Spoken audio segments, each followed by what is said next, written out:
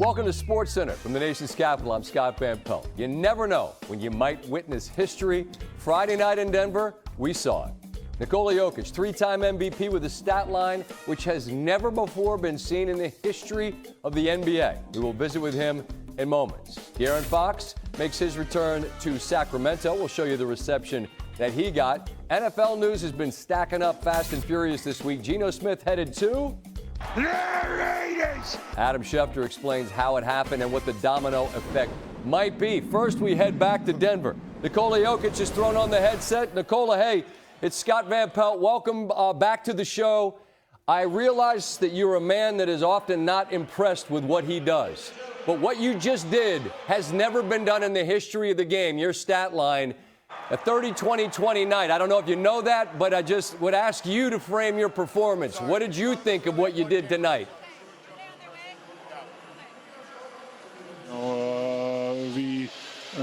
We didn't play well against Sacramento, and I think we just find a way to win the game. You know, it was a high-scoring game. I think maybe both teams are shooting the ball really well, so it was just that kind of night. Nicole, it's a 30-20-20. No one's ever done it. I mean, like, you make it look easy. Tim Legler, who's calling the game, says, I've never seen anything like it. I get that this is just kind of what you do, but do you appreciate, for those of us watching it, we're just kind of shaking our heads?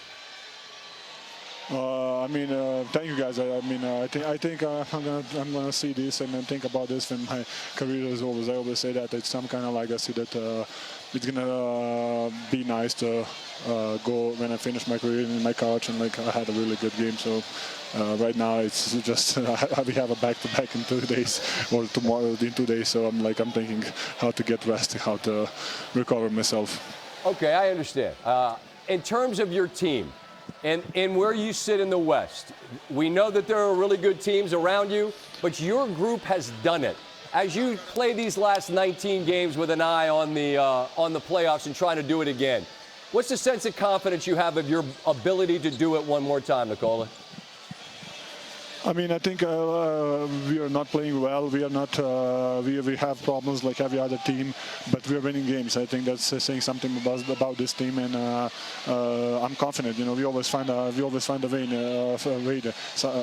way. Sometimes it's not good. Sometimes it's not really pretty, but we find a way in winning games. So, and I think in the playoffs, when it matters the most, we're gonna find a way.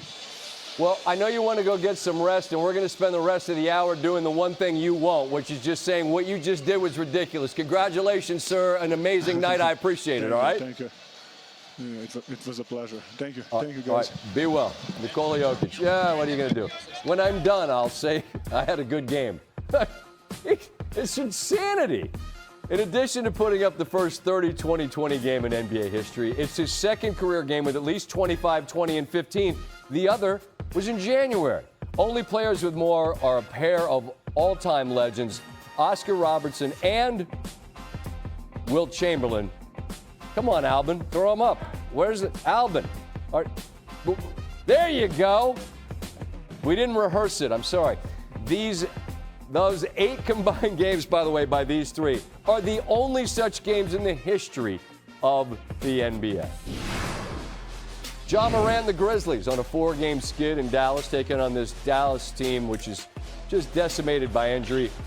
Mavericks starting lineup played 0 minutes together this season. They've only got 9 active players available. Meanwhile, Ja Morant in the gorgeous Memphis unis. I'm Mr. I Hate Everything uniform. These Memphis unis are spectacular. Brandon Williams hits the 3. Mavericks tie things up. Najee Marshall with the steal.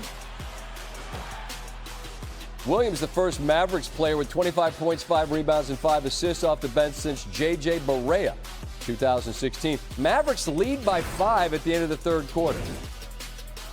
Grizzlies, you can't lose this game.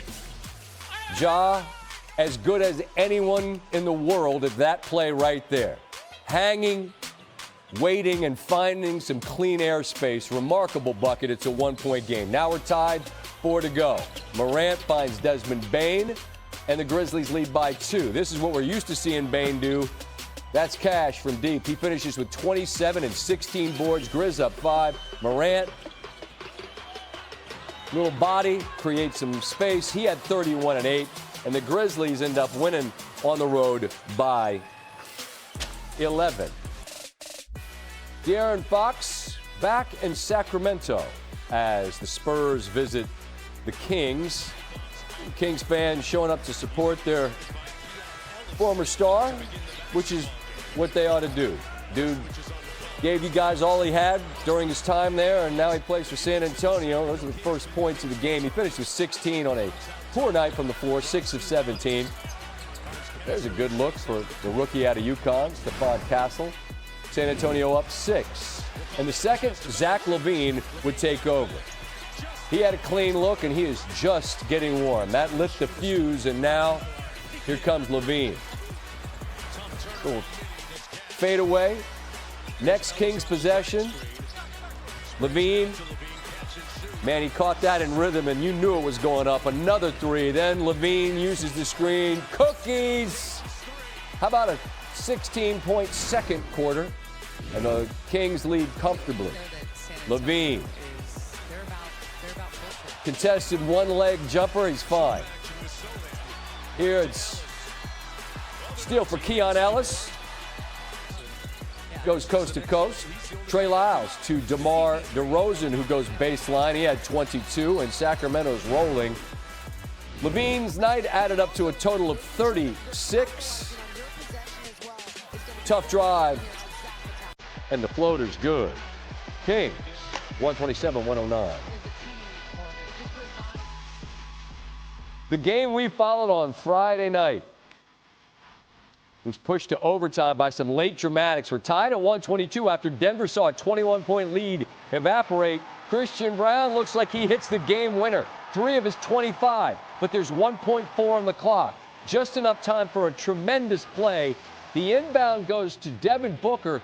Quickly to Kevin Durant. Got to get it up in a hurry. He does. That's Bottoms for 3 of his 29. And this game is tied, but in overtime. Here's the history. Jokic, backdoor Michael Porter Jr. Nikola goes for 31, 21, and 22. We've never seen it, ever. Western Conference standings look like this. It is cluttered on the back end. You got stars all over the place. The Suns do not take advantage of the Dallas loss. Kings and Wolves, who we will get to, pick up victories.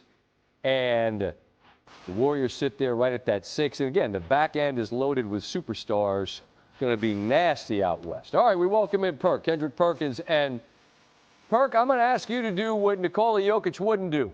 My man always like, yeah, okay, I don't know, I'm tired, whatever. Like, nothing. I get it. He does very little that impresses himself. But my God, Perk, how do you give me context to something we've never seen before? Well, Scott, let me say this. That was one of the greatest individual performances I've ever seen with my own 2 eyes, okay? And look, let me say, I grew up watching Akeem the Dream Olajuwon. I grew up watching David Robinson. I grew up watching Shaquille O'Neal. I've never seen or witnessed anything like this. That man completely took over this game in great fashion. You talk about a one-man system, a one-man offense that does it all. I mean, from pushing the rock up the floor to getting others involved. Right now, Scott, Nikola Jokic is knocking at the door of being a top 5 center of all time right now, today. You're saying a lot in saying that because we could go on a list, man, and that position's loaded all time, and some of the youngsters out there are going to need to go to Google or a search engine of their choice to go back to Will and Bill Russell, et cetera, man. There's some all-time greats. But look, what he's doing is remarkable. And yet, Perk, I know, as great as he is, and even though they've won a championship, you have concerns about their makeup. What is it that gives you pause and says, yeah, but? Yeah, I mean, Scott, look, I'm straddling the fence to when it comes down to the Nuggets. Are they pretenders or real title contenders? And when I look at them, I'm like, okay, yeah, they hit a lot of threes tonight. I believe they were 21 for like 40 from the three-point line. But I don't see that on a consistent basis from the others around Nikola Jokic. Defensively, can they guard at a high level? I don't see that as well consistently. And I think when you look at their rim protection, they're one of the worst in the league.